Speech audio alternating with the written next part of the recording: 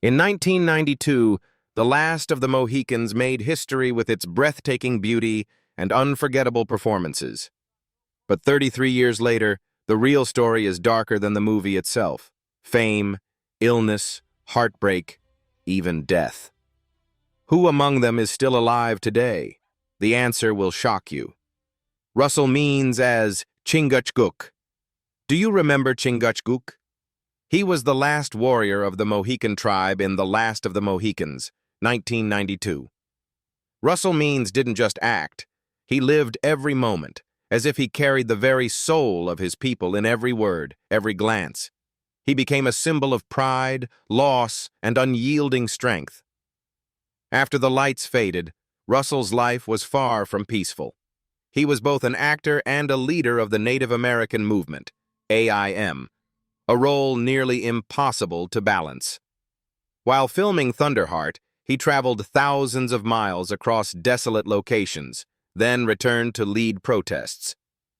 By the time he worked on Natural-Born Killers, the violent desert scenes left him exhausted and fainting on set. Yet he only laughed and whispered to his colleagues, "If I survived war and poverty, no movie can defeat me." But even the strongest warrior eventually falls. Esophageal cancer crept in silently and slowly drained his strength. Still, he refused to rest. He kept acting, kept speaking out, even as his voice began to fade. In his final years, he often sat on his porch, watching the sunset and saying, "If I die, let them remember that the Mohican people once lived." Russell Means played Chingachgook when he was 53 years old. He passed away on October 22, 2012, at the age of 72, after a long battle with cancer. His net worth was around $500,000, including his house in South Dakota and the Native American artifacts he carefully preserved. Maurice Roeves as Colonel Edmund Monroe. Colonel Edmund Munro was the image of a father torn between duty and love, stern, loyal, yet burdened by silent sorrow. Maurice Roeves portrayed the character with the weary eyes of a man who had seen too much loss, making the audience feel that war robs not only lives, but also souls. One look from him was enough to make anyone's heart tighten. Behind the screen, he too had fought fierce battles in his own life. While filming The Eagle Has Landed, Maurice developed pneumonia from shooting in freezing weather and was thought unable to return. Then in Straw Dogs, the violent scenes and the pressure from the director left him sleepless for nights. He once said, "Some roles force me to find myself again, and sometimes I'm not sure if I'll ever find that person." But he never gave up. He turned all that pain into energy, into strength, making every performance of his terrifyingly real. In later years, he continued working tirelessly, as if afraid that stopping would make him disappear. From Judge Dredd to Hidden Agenda, he proved himself one of the rare veteran actors who could be both tough and tender. But time spares no one.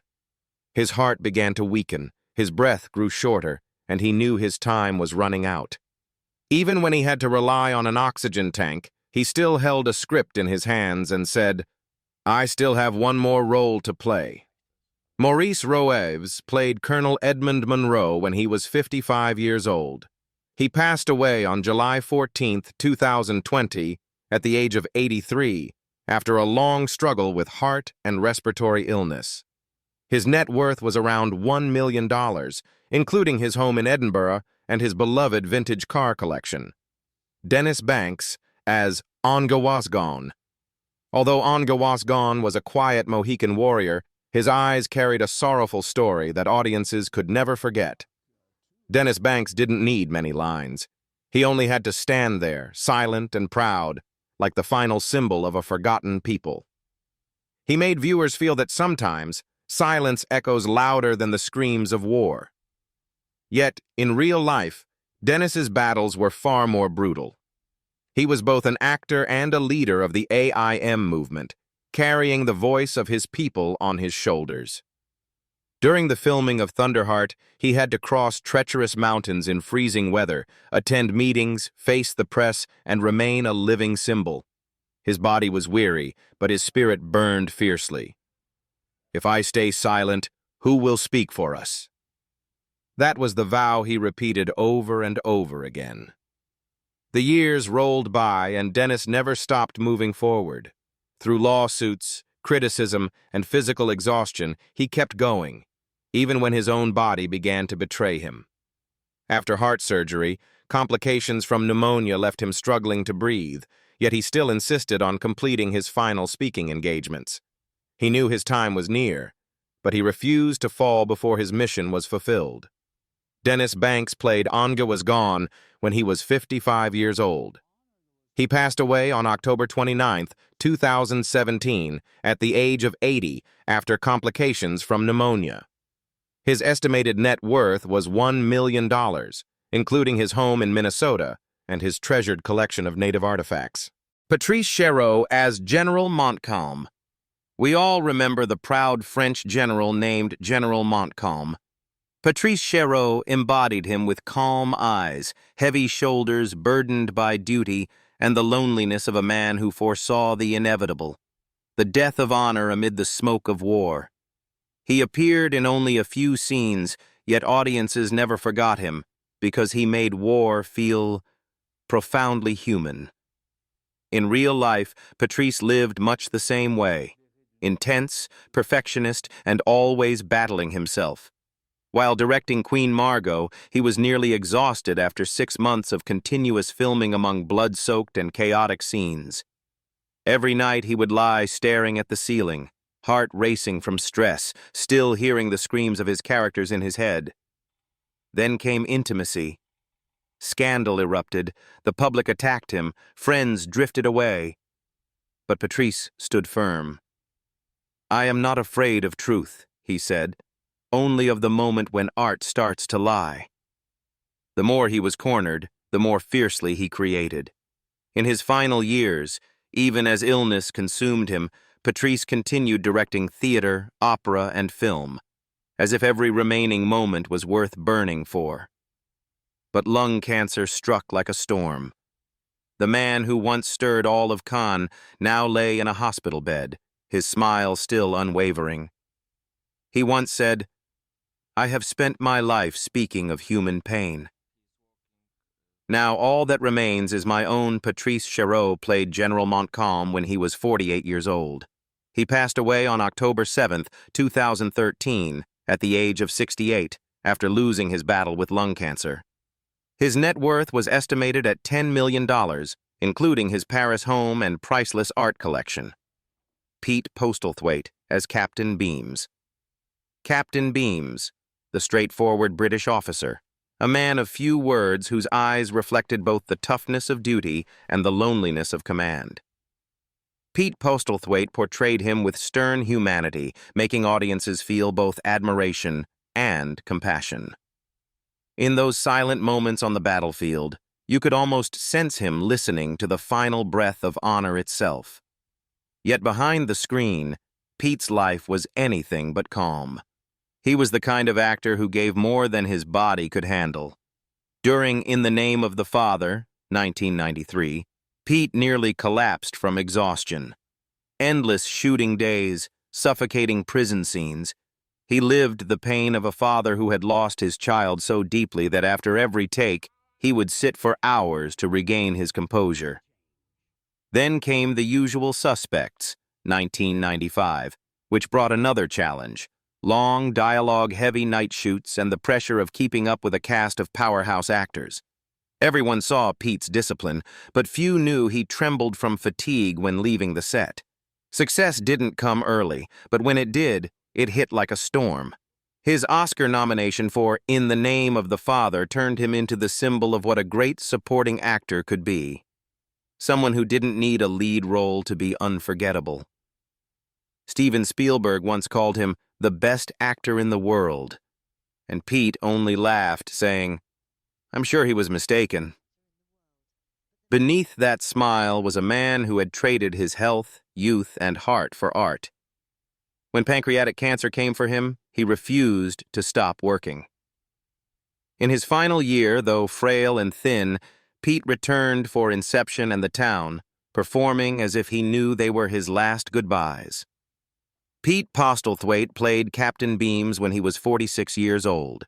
He passed away on January 2, 2011, at the age of 64, after a long battle with pancreatic cancer. His estimated net worth was $2 million, including his home in Shropshire and his cherished collection of vintage cars. Daniel Day-Lewis as Hawkeye, the man who emerged from the wilderness carrying both wild freedom and an unbreakable sense of justice. That was Hawkeye. Daniel Day-Lewis brought him to life with strength, sharpness, and profound humanity. He didn't just save lives in the film. He seemed to be saving a fragment of human spirit in a violent world. To capture that role, Daniel truly lived as Hawkeye. He slept in the woods, hunted, crafted his own weapons, and carried his long rifle throughout the entire shoot. But the price of such perfection was immense. He had already exhausted himself during My Left Foot, spending months in a wheelchair, damaging his spine. Then, during Gangs of New York, he pushed himself again, learning blacksmithing, living in freezing conditions, and refusing to wear warm clothing because his character wouldn't have. His body ached in agony, yet his eyes still blazed with life, because Daniel never acted. He lived. That pain was eventually rewarded. 3 Oscars, My Left Foot, There Will Be Blood, Lincoln, were not just achievements, but proof of a man who dared to sacrifice everything for artistic truth. Yet behind the glory was a lonely soul. He once admitted, "Every time I finish a role, I feel as though I've died." Perhaps that's why, in 2017, Daniel chose to retire, stepping away from the stage at the peak of his power, because he knew that if he continued, he might lose himself completely. Daniel Day-Lewis played Hawkeye when he was 35 years old. As of 2025, he is 68, living peacefully in Ireland with his wife and children, occasionally working as a carpenter, an old passion that once saved his spirit. His net worth is estimated at $60 million, including properties in Ireland and a vintage car collection. Madeleine Stowe as Cora Monroe. Do you still remember Cora Monroe? She was the proud, intelligent woman who dared to love amid the chaos of war, the gentlest soul in the last of the Mohicans. Madeleine Stowe portrayed her with eyes that were both fierce and deeply wounded, making it impossible for audiences to look away. Yet behind that gentle face was a woman both weary and resilient.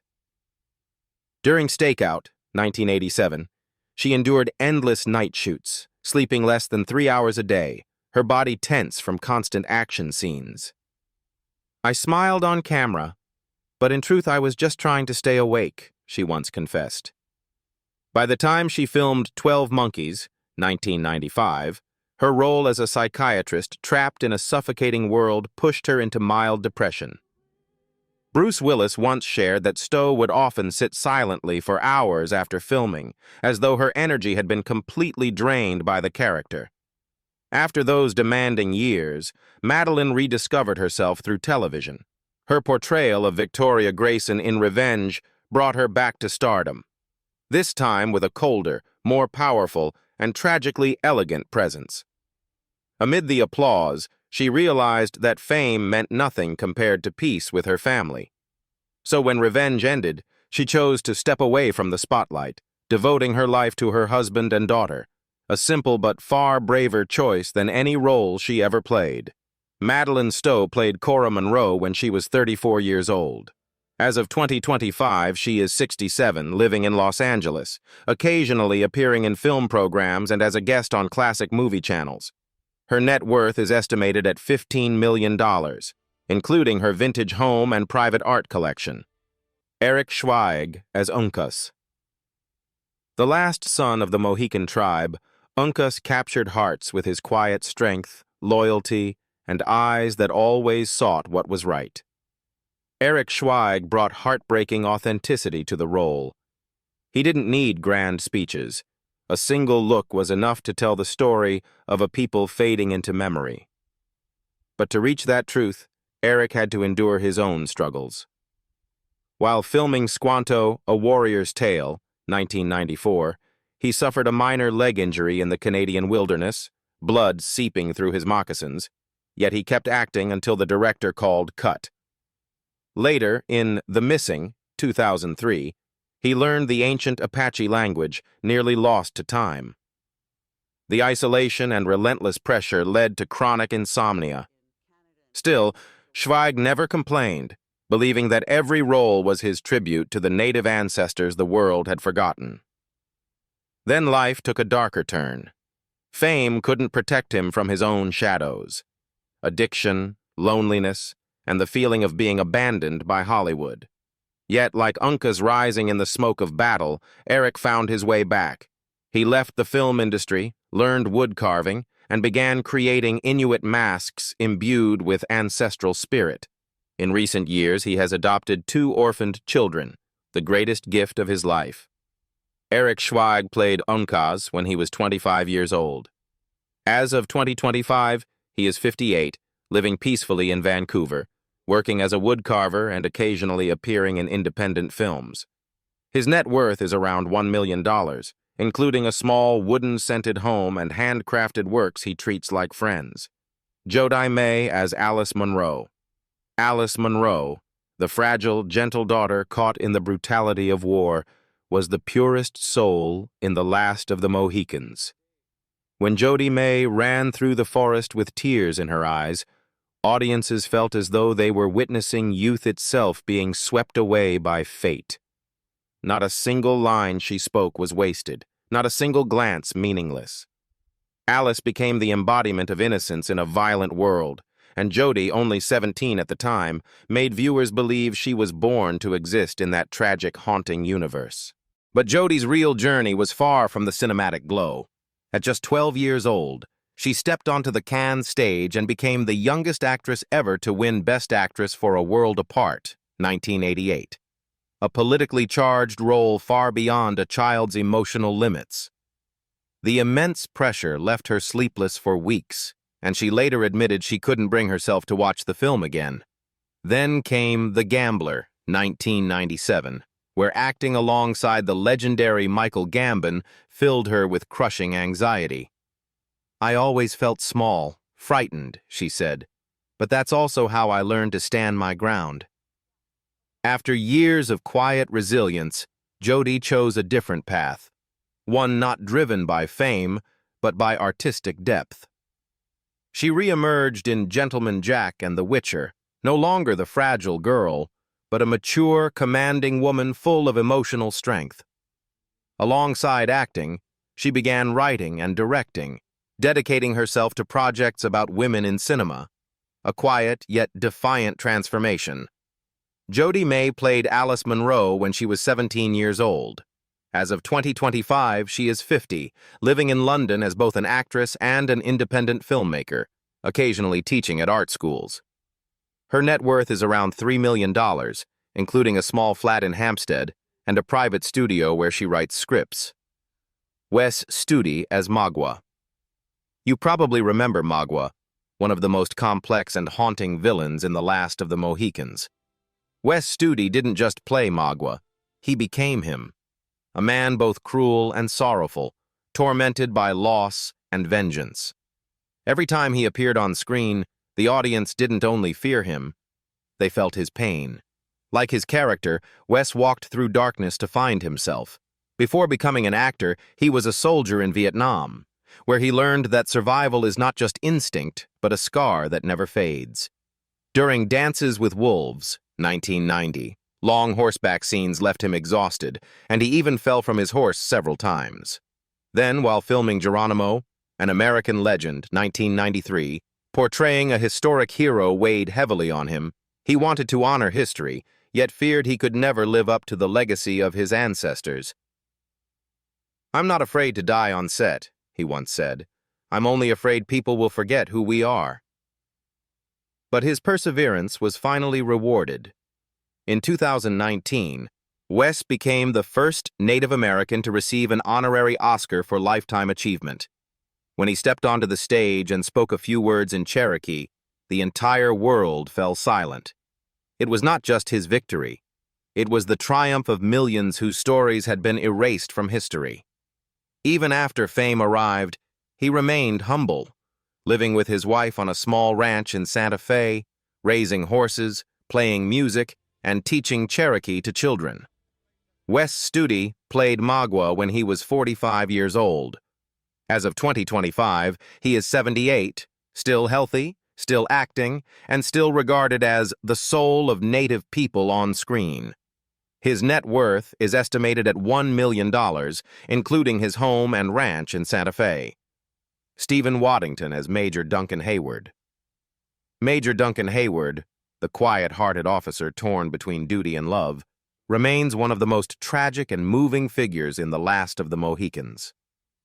When Stephen Waddington looked at Cora for the last time, that gaze held everything: pride, defeat, and sacrifice. He didn't need words. His silence alone told the story of a noble soul choosing death to preserve his honor. Yet behind that calm exterior, Stephen Waddington had paid a heavy price for his art. During 1492, Conquest of Paradise, 1992, he collapsed under the blazing Spanish sun, suffering from dehydration and dramatic weight loss after just a few weeks of filming. The grueling battle scenes left his hands bloodied, but he endured, saying, "A historical role is worth a little pain." Then in Sleepy Hollow, 1999, endless action sequences in heavy costumes strained his spine so badly that he required months of physical therapy afterward. Even so, Stephen never stopped moving forward. After those years, he entered a new phase of his career, becoming a familiar face in television series such as The Tudors and Jamestown, where he was praised for his composed presence and emotional depth. Through persistence and humility, he turned supporting roles into lasting impressions and hardships into lessons. Today, beyond acting, he also writes and directs. As if, after decades in front of the camera, he's finally ready to tell his own story. Stephen Waddington played Major Duncan Hayward when he was 24 years old. As of 2025, he is 57, living with his wife, actress Jane March, and their son in Yorkshire. His net worth is estimated at $2 million, including a historic countryside home and a personal collection of scripts. Terry Kinney as John Cameron. The seasoned soldier John Cameron may not have been the center of the story, but every time he appeared, audiences felt his loyalty and quiet sadness behind that weathered face. Terry Kinney gave the character rare depth, few words, many thoughts, as if his entire past was reflected in every look. But life outside the screen was even harsher than the battlefields he portrayed. During The Firm, 1993, he was worn down by endless shooting schedules, often sleeping only a few hours a night. The relentless pressure pushed him to the edge of mental exhaustion. Then came Oz, 1997 to 2003, where his role as Tim McManus, an idealistic prison administrator tormented by guilt, blurred the line between fiction and self. "There were times I didn't know where McManus ended and I began," he recalled. Each season of the show left another scar on his soul. Yet from that pain, Terry found the true meaning of art. As one of the founders of the Steppenwolf Theater, he became not just an actor, but a mentor, creating a stage for an entire new generation. He directed plays about loneliness, loss, and redemption, themes he had lived through himself. Looking back, he said, "Every role I play is a way of speaking to my own fears." Terry Kinney played John Cameron when he was 38 years old. As of 2025, he is 71, living in Brooklyn, New York, still teaching acting and directing independent theater productions. His net worth is around $4 million, including his apartment and a private studio where he continues to create.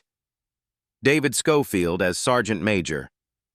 Do you remember the stern, disciplined soldier from The Last of the Mohicans? That was the Sergeant Major. David Schofield turned him into a symbol of loyalty in a collapsing world. With his cold stare and voice like steel, Schofield portrayed a man who had lived his entire life under orders.